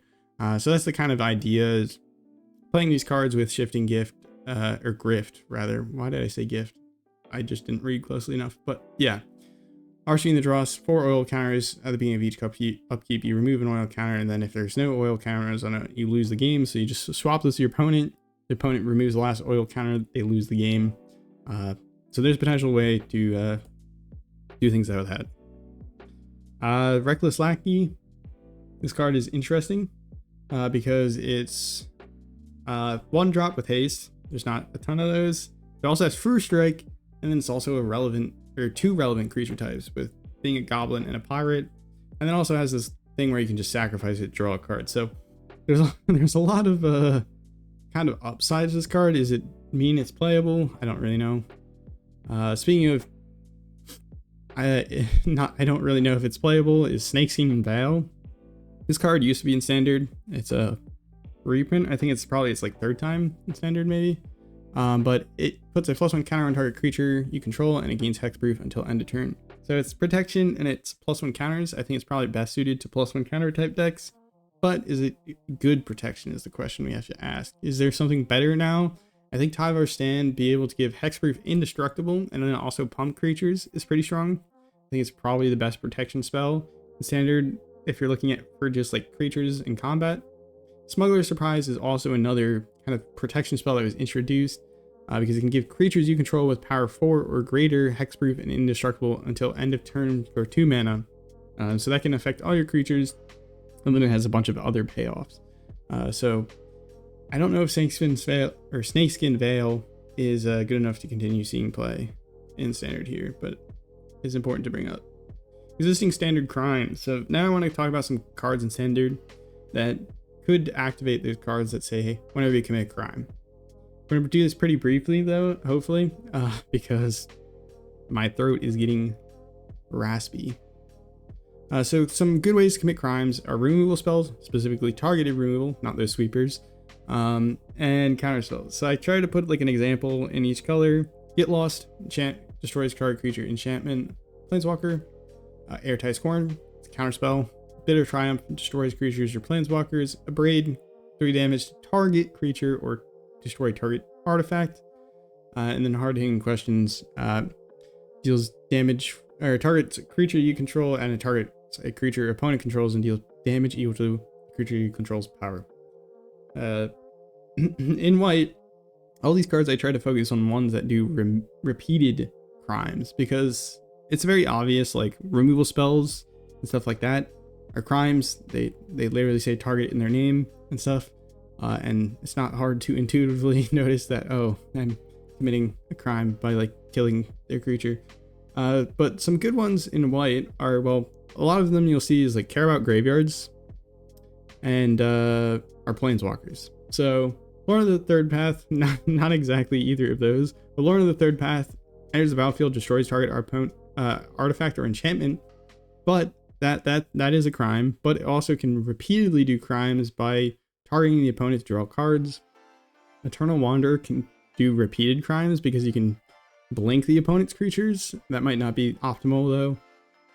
Lion Sash is can exile cards from the opponent's graveyard, and if they're permanents, it puts counters on itself. It's also an equipment creature. So, but yeah, being able to target your opponent's graveyard, that is a great way of doing crimes. Kutsil targets a player to remove their graveyard.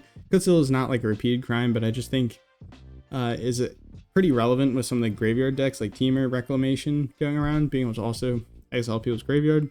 Brother Cathar can actually repeatedly crime if it flips between day and night, because whenever it transforms, it will also exile target creature your opponent player controls. Blue does not have many, but it has some. Dream Shackle, guys, targets like creatures at the beginning of each combat. Hullbreaker Horror, whenever you cast a spell, you can return target spell they control or permanent they control. Jace, you're targeting them to mill them. You're targeting the creatures to give them -1s. So Jace is like the perfect criminal in this case. Everything Jace does is a crime for the most part, unless you target yourself. So Jace, pretty good criminal. And Sludge Monster is probably a long forgotten card, but when it enters the battlefield or attacks, you put a slime counter, and those creatures become 2/2s with no abilities, basically. And so that's a great way of repeatedly targeting opponent's creatures.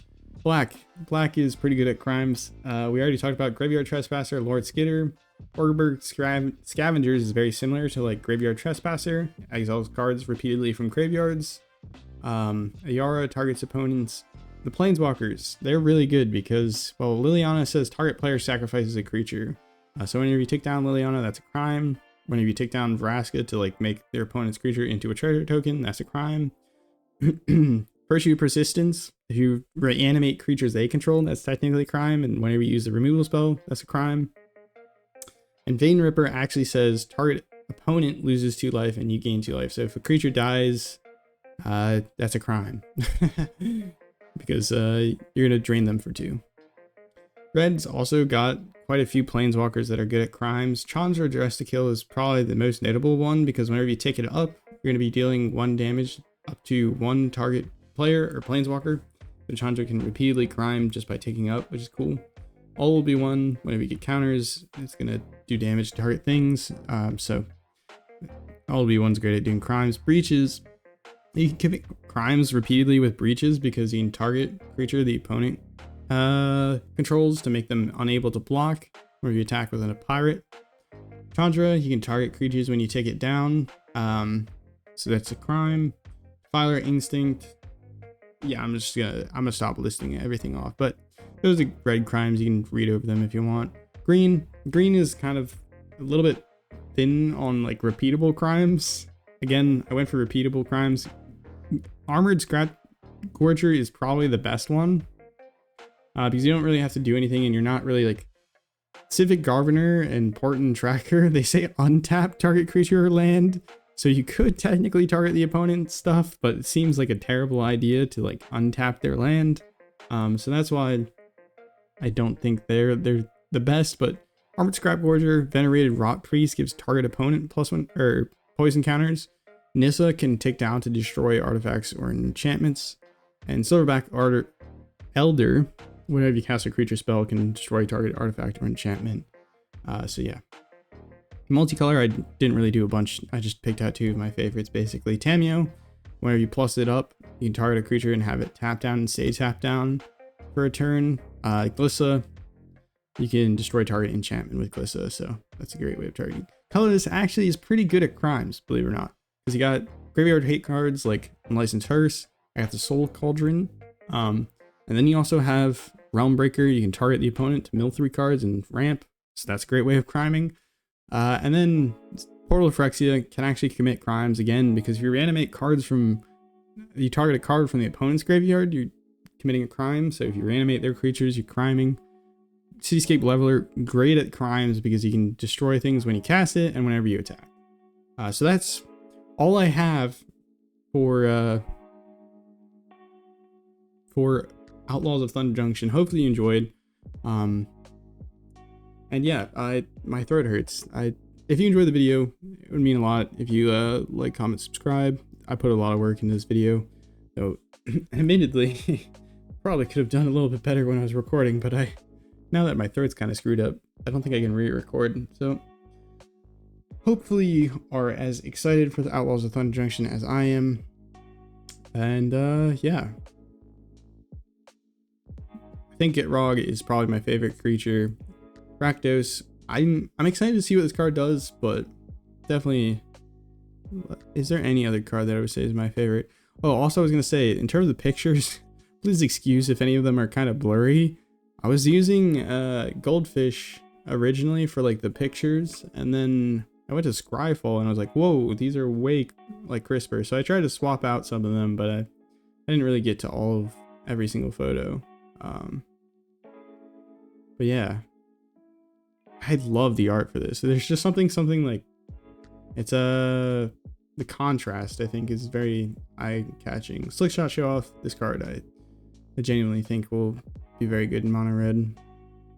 This is like the best reanimator. I don't know if like that makes reanimator playable, but I still put it at 5 because I think if you're playing reanimator, you're playing Rakdos. Joins up. This card, I think it's debatable when it sees play, just because it's debatable whether like mono black catches on, but I think it's probably worthy of playing in mono black. This card, I'm excited for this card. Dodging Sweepers.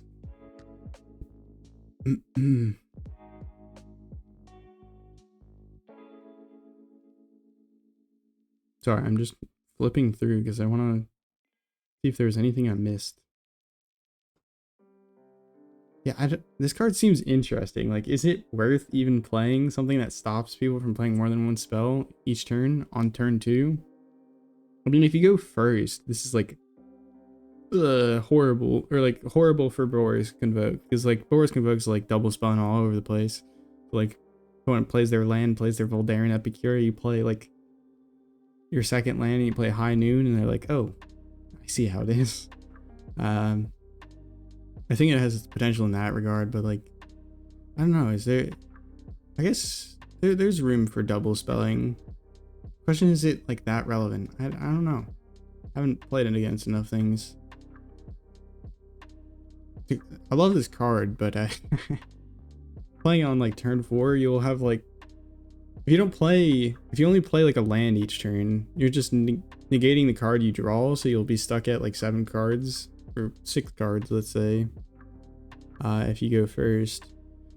This is not going to really come in at the small unless you're able to play something on 2 or 1, and dragons aren't particularly good at that, and that's why I think this side is kind of weak. This card, I think, like, I brought it up because it's green crime payoff, but I honestly don't know if this will see any play. Maybe there's like Jund crime value nonsense. This card is like, okay, I find literally Tutor Shieldred out of my deck for 5 mana, but like, we've had ways of like cheating in Shieldred before, and I don't know if it's been that good, because it's like, once you turn the deck all about one card too much, it generally, the deck gets worse. So there's questions whether Lively Dirge is worth playing it for like Shieldred copies, but I think it might actually be like, not having to go through the trouble for like general reanimator decks of like finding cards and just jamming them into the graveyard seems kind of nice. It doesn't restrict it to creature cards, which I noticed. Search your library for card, put it into your graveyard. I can just tool up Portal to Phyrexia.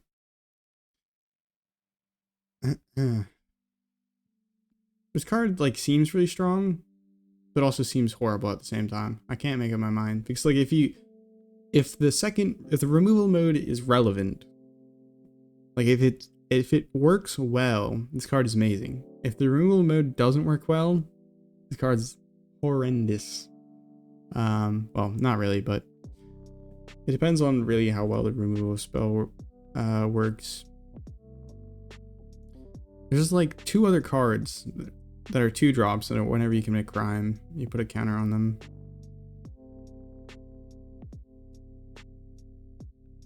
I don't think this makes graveyard decks good. I'm just gonna say it. Just gonna say it. I don't think shifting Grift with the exchange control is that playable, but I think like Lord Skitter, Graveyard Trespasser, absolute menaces of crime. And then I have the Soul Cauldron, like Realm Breaker, like decent crime things. Like Realm Breaker is pretty good in like control decks. You're just like, yo, if we're playing the long game, you're not playing with the library anymore. I'm gonna mill it. And it's like, okay, I can hold up counter spells and then I can mill ramp if necessary. Anyways, that's gonna do it for today's video. I think I've said all that I can think about. I've managed to keep it to 2 hours, which I guess is something. So have a nice morning, evening, night, afternoon, wherever and whenever you're watching. Ciao.